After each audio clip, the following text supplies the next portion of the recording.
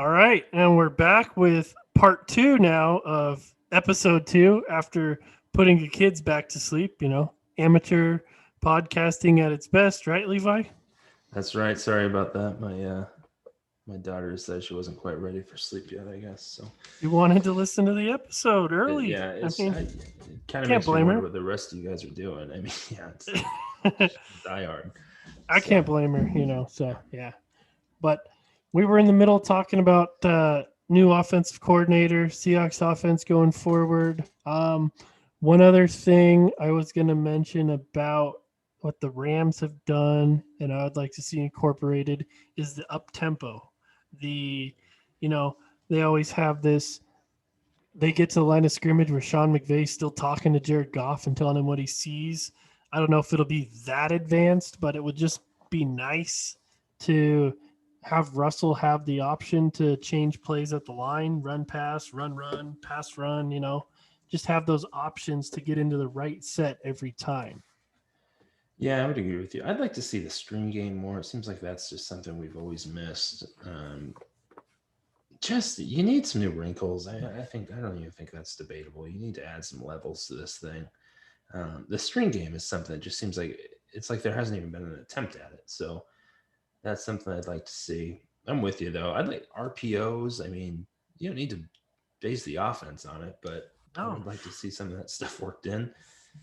You know, it, it's like the screen game that they've ran. It's like they don't run it that often, and when they do, it's so obvious it's a screen that it's like it gets blown up or you have to throw it into the ground. It's like I don't know yeah, what they do to practice their screen game, but they just need to do the opposite.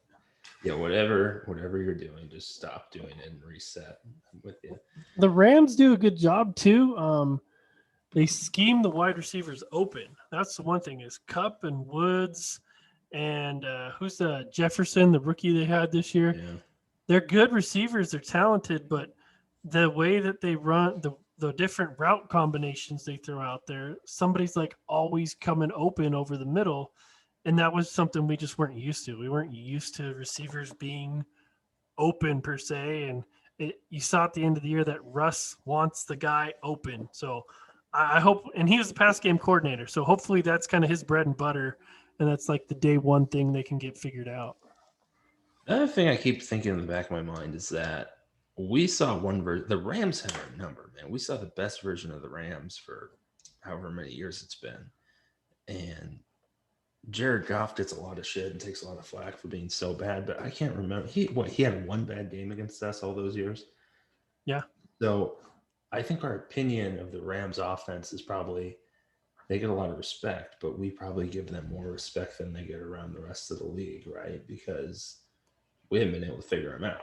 I don't know if you think back to that Kansas City game on Monday night, whatever it was 2 years ago now, but you the games we would play the Rams, you just get it was death by 1,000 crossing routes. You see yep. Robert Woods over the middle stream, but it's just so many little things. So I don't know, man. It's exciting to think that maybe that could be part of our offense, but like I said, man, I still have a little bit of a hesitancy to say that I'm gonna see the thing turned over this year. Um, I don't know. I think I don't know. I think we might overrate him a little bit, but I think the league kind of respects him too. Because just look at all the different head coaches that are getting hired. That are like they're hoping they're the next Sean McVay. Like that's the new thing is get the young offensive guy. And I don't know. It's like I just this guy seems like uh, I told you on the last episode I was going to get all excited when we had a new offensive coordinator, regardless of who it was, and I was going to be drinking the Kool Aid. And I got to say, it's happening. I'm there. It's happening. We're not even to the Super Bowl, and I'm already ready for next year for us to be planning to play in the Super Bowl and put up 500 points on offense. So let's do it. Yeah, let's get right into that. Give me that. I saw a stat earlier that said the Rams had 5 receivers that had 40 plus catches last year. The Seahawks had 2, Yeah. which was pretty. I Yeah, mean, I don't know. that third receiver or tight end How many times would that have come in handy when Russell's holding the ball looking for Lockett or DK and they're not coming open? Like, it's got to spread the ball around. Yeah, I mean, but then we get back to that whole conversation. Are they not open, or are they not seeing them? Yeah, I think it's both, but I think it's more so not open because when you can take away two guys and know that the quarterback's going to hold the ball and then look to scramble or look to get sacked, basically, that's what you're going to do. You're not going to pay attention to the third and fourth guys. So Yeah, if the third and fourth guys are schemed open, then, maybe it'll work out. Yeah, I mean, we'll see. It would be interesting to see what staff sticks around. What, does he bring any of his other guys? It can't hurt that kind of addition by subtraction. Also, the Rams have just killed us. So, yeah, take away their passing game coordinator. I don't know. To me, that feels a little overblown. Maybe that's not the biggest. I think the Rams are going to reload, man. You still got McVay. You still got a lot of offensive weapons. Yep. So I'm curious what they do at offensive line coach, if Solari sticks around or not, because like it or not, the offense goes with the offensive line. And that's like most teams in the league, but even more so for us. Like, he's kept clean. Those first 5 weeks last year, he was kept clean. After that, he's had pressure, and we saw the deterioration in place. It's like, do you think we should go a different route at offensive line coach, or should we stick with this guy? I know you're a Tom Cable apologist, so no, that's not true. We'll probably disagree here, but what do you think about offensive line coach? I need to clarify. I'm not a Tom Cable defender.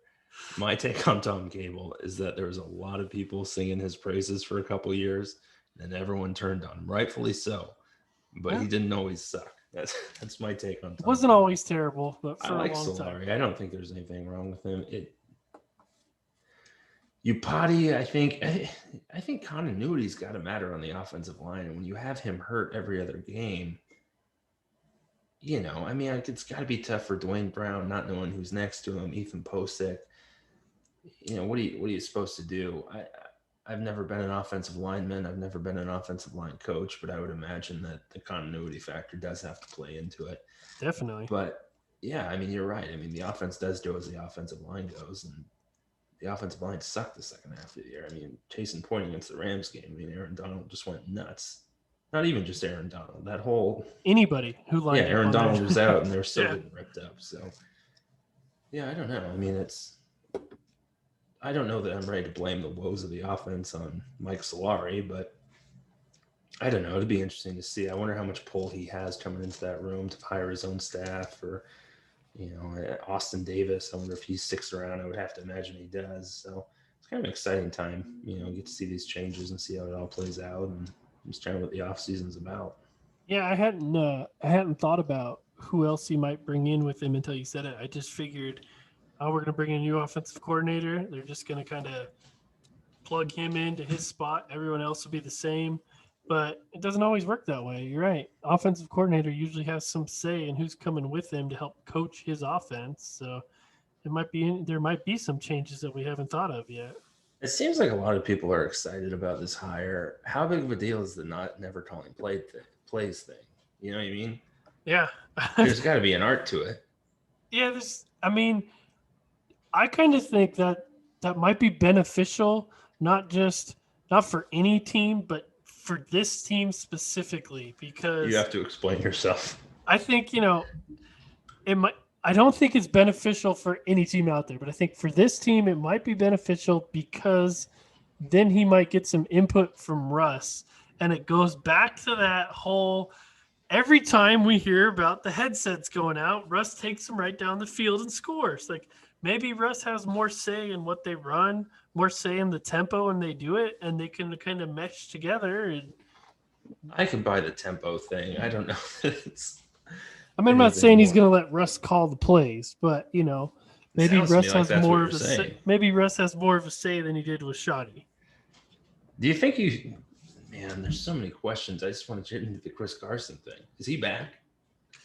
We're just going to jump right to it. Okay. Yeah.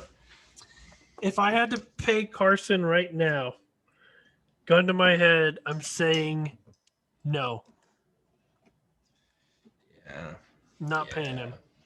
But it depends on what he wants. Like, what's he gonna want? How much is he gonna ask for? Yeah, you hear Mixon's numbers thrown around a lot. He's Definitely better than no. Mixon, though. You know what I mean? But it's the type of money he's going to want. Yeah, I saw a tweet yesterday about the leading rusher on the last like 6 or 7 Super Bowl champions, and they were like LeGarrette Blunt, Sony Michelle, um, Damian Williams, and whoever the other Lawrence William. Maroney. Yeah, like they're just they're names that you don't know. You don't guess that's going to be the guy who's on a Super Bowl winning team. So to me, it's just like running backs are a dime a dozen. He asked for you just don't pay him because he's going to ask for too much. And we got Penny, we got Hyde. You can get somebody else that you can sign for cheap. Maybe draft somebody. I wouldn't do it. Yeah, Penny was never going to be back this year. I mean, I know he played the end of the year, but you never see guys. I mean, think about Tyler Lockett's injury. You never see guys bounce back that first year back after a knee injury like that. Yeah. It always takes that second year, if not longer. So I'm with you. I think I'm with you. But, I say that, and if I found out tomorrow they gave him $12 million over 5 years, I don't know that I'd be terribly upset. Well, just look at the Rams. Their offense was Todd Gurley, Todd Gurley, Todd Gurley. He's gone this year, and they got a rookie running back who, by the middle of the year, looks like he might be, one of the best runners in the division again. And he was just a rookie. Really good. He looked really good. Just plug somebody in at running back, and let Russ cook. Yeah, let him cook. I had to get that in there. I mean, they're not going to let him cook, man. They're going to reel him in this year. We'll see. We'll see. Yeah, you got to have that gunslinger mentality, right? You just got to keep going out there doing the Brett Favre thing, right? You might throw 4 picks, but maybe you'll throw 7 touchdowns in there too. You never know. Yeah, I mean, I suppose that's a good point. I don't know. I just need to hear from the guy, right? Like, I need to see a press conference, see what he has to say. There's so much unknown at this point. So I think we should probably, when we get his press conference, probably live tweet it. I mean, that's what the people want. Yeah, I mean, I've had a lot of people asking me, "Hey, when is the grandstand's going to do a live Q&A?" Yeah, we weren't going to do this second episode until this weekend, but we had so much from the first one that here we are on a Wednesday night. You give giving the people what they want. Yep. Yeah, I mean, there's about a million things I have to be doing right now. And trust me, being able to squeeze this in was not easy. I got to ask you about one other player, though, while we're still on offense. Okay. If Chris Carson, we talked about Carson. Is Ethan Posick the future at center? I mean, for a couple years, right? Maybe. Don't you think? It's just the whole center situation was weird last year. Like, they signed these guys to come in, and this one guy they signed, they pay him way more than you should pay a backup, and he doesn't even see the field. Like, what happened there? Yeah, I mean, you think about like Justin Britt, it kind of feels like that too. I mean, did Justin Britt make a Pro Bowl? Not at center, I don't think. Well, he only played right guard and right tackle 1 year each, but I don't think I think you just let it ride with Posick for a few years, man. It's just keep the continuity, keep Damian Lewis, obviously. Shell, you got some that seemed pretty good there at the beginning of the year. You got to find that left guard, though. See, that's kind of where I disagree with you. I don't want to let it ride because I feel like center has been the biggest weakness. Even when we had Britt, like I feel like that was a weakness, and that's where we're getting destroyed on the interior of the line by these Rams defenses that have strong interior lines. It's like our center's just getting his ass handed to him. Like last year too, against the Niners, it happened a ton. They're like, you got to look to upgrade it. Like if they're going to spend money this offseason on somebody outside of, not re-signing, I want to see a first-class center brought in. First-class center, that's hilarious. Do you move Damian Lewis over to the left side? I see. See, now you get me agreeing with you again on the continuity thing. Like, maybe. It's never worked. I mean, how many times have they moved off? And you think about, Yeah. I think probably, I forgot his name already. The old center, Justin Britt. He's Yeah. probably case in point on that. How many different positions does he play? Yep. No, I think you leave Damian Lewis where he is just because he played well, and him and Shell, when they were healthy, seemed to play decent together. So you just don't screw with that and hope maybe he'll play a little bit better on this side, but we still have to fill in for him where he was. There's going to be a lot of questions on that line once Dwayne Brown retires. It'd be nice to have a top pick or a decent pick this year to draft a replacement to groom, but instead we got Jamal Adams, so I'm not complaining too much. Yeah, I mean, it could be worse. It could be a lot worse. I mean, could it? I mean, Tom Cable years, it could be. That's a good point. I will give you that. Yeah, I don't know, man. The offseason's fun.